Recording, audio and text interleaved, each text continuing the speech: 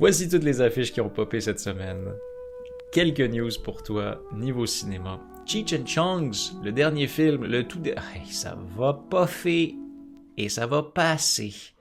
Je ne m'attendais certainement pas à ça sur ma carte de bingo 2025. Voyons donc.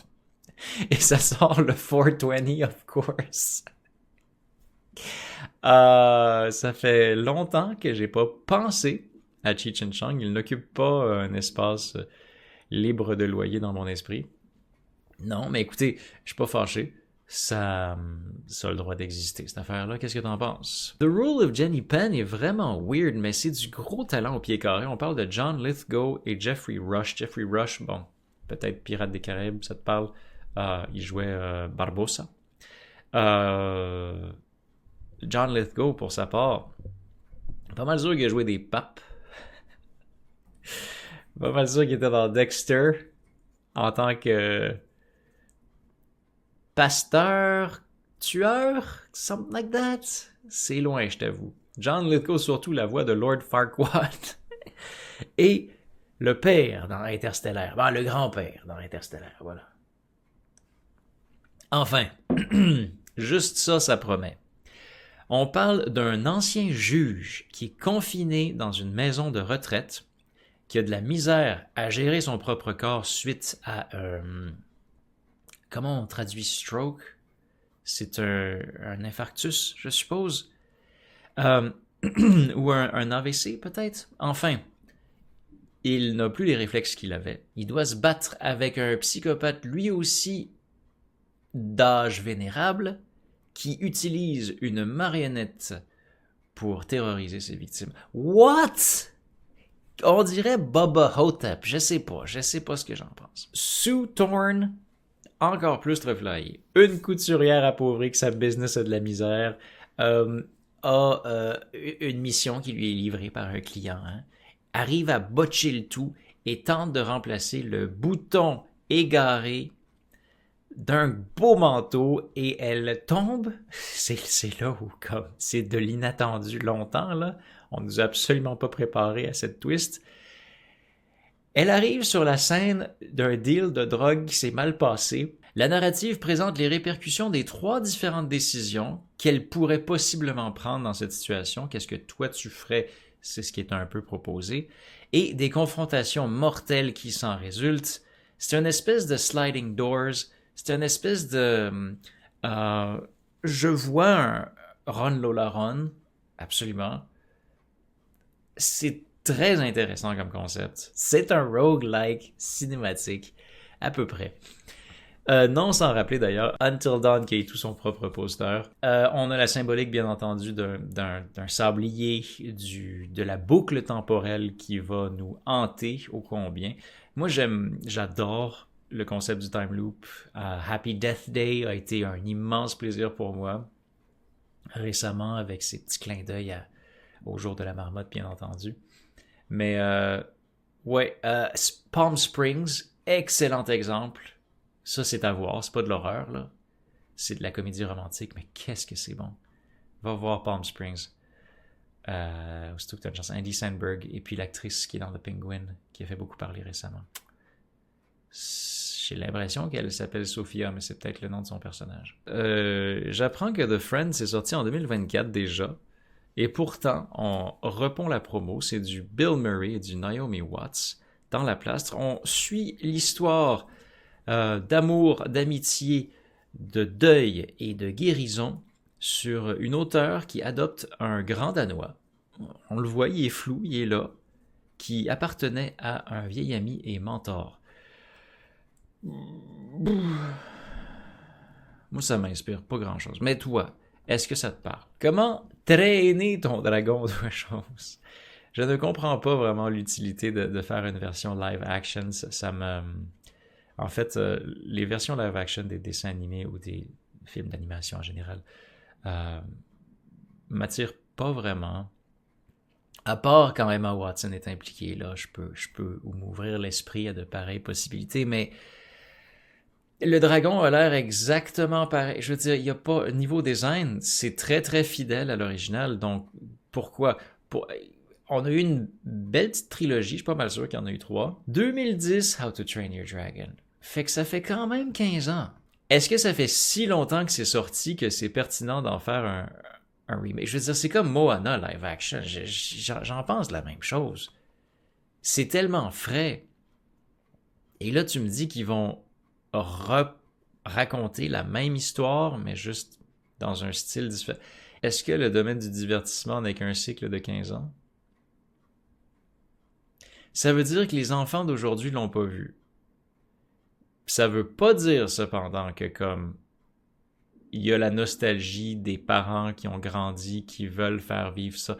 Je veux dire, je suis certain qu'il a très bien vieilli, là. Je veux dire, ça, j'avoue que je la capte pas. Mais c'est filmé pour IMAX, donc déjà là, un petit peu plus très spectaculaire. Ouais. À cette heure, Odessa est une comédie musicale avec Sadie Sink, qu'on connaît de Stranger Things, bien entendu. Elle joue une fermière qui cherche un bijou de famille, enfin un objet pas de sa descendance, mais de ses ancêtres, voilà, qui lui a été légué, mais qui a été perdu depuis. Elle voyage vers une ville étrange et dangereuse où elle rencontre son vrai amour. Pour sauver son âme, elle doit mettre la puissance du destin au test ultime. Voyons donc, autre chose. C'est très... Je veux pas dire cyberpunk, mais c'est... il y a certainement une vibe 80s. Beaucoup de néons impliqués. Il y a des rumeurs concernant Sadie Sink. Hein? Il y a des rumeurs qu'elle serait possiblement la prochaine Jean Grey des X-Men. I mean, sans parler de quoi que ce soit d'autre que sa rousseur, déjà, ça fonctionne. Absolument. Je veux dire, c'est ça le prérequis, je pense, hein, pour être Jean Grey, The Phoenix. Autre nouvelle affiche pour The Parenting, qui est une comédie d'horreur avec Brian Cox, qu'on connaît de Succession, bien entendu, Lisa Kudrow de Friends. Nous avons Dean Norris de Breaking Bad, c'est Schrader lui-même. Parker Posey. S'ensuit une course folle lorsqu'un couple gay, ça précise dans le synopsis, qui s'appelle Rohan et Josh, invite leurs belles familles respectives, donc leurs parents respectifs finalement. C'est une façon moins croisée de le dire. Ils ont loué un petit spot, un petit chalet, mais ne savent pas qu'il y existe une entité vieille de 400 ans qui veut leur fauter le trouble. S'ensuit une course folle. Eh oui, ça m'a l'air bien absurde. C'est le genre de truc que je regarderais en un clin d'œil.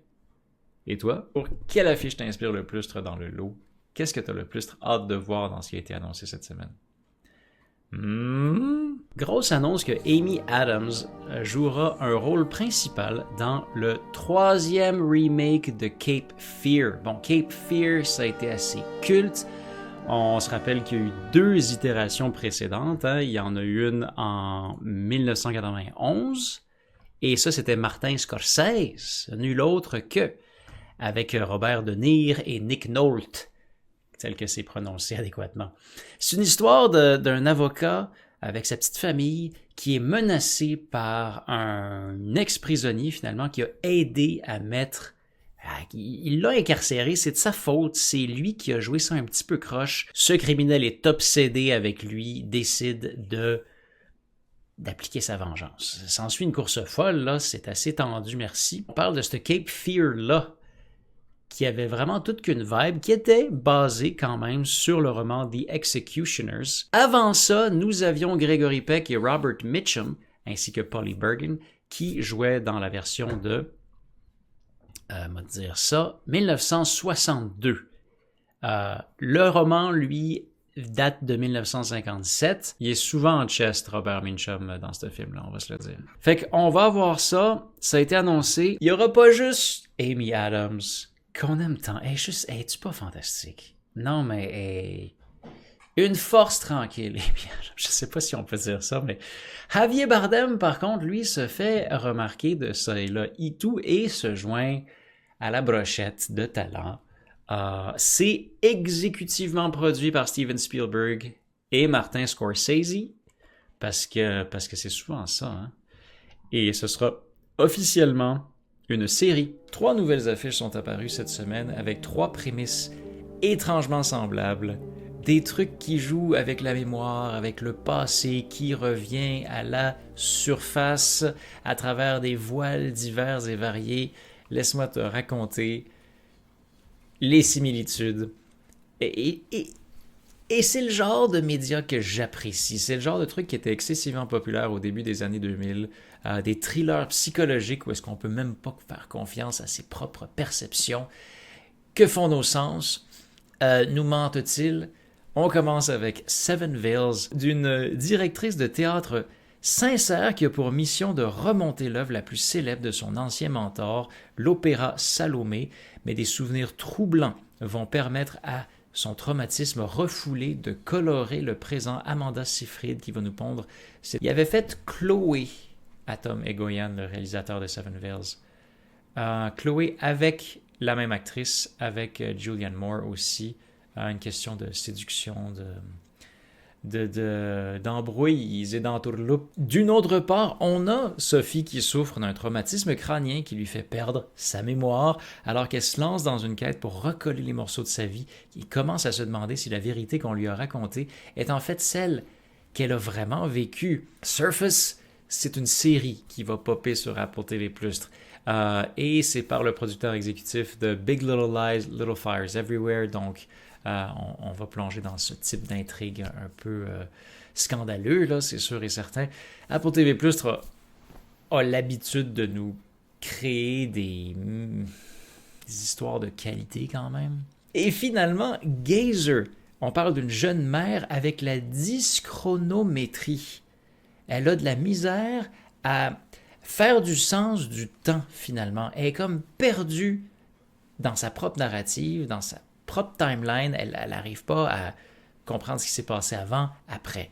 Elle utilise des cassettes, oui, à rembobiner pour se guider et elle prend un boulot qui est assez risqué d'une femme mystérieuse pour supporter sa famille, mais elle n'est pas au courant que s'en suivra une course folle et que de sombres conséquences l'attendent. Très Memento, j'aime ça!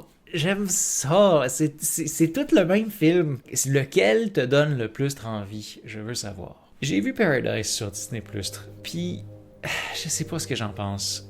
Je sais même pas à quel point je veux te gâcher ton fun.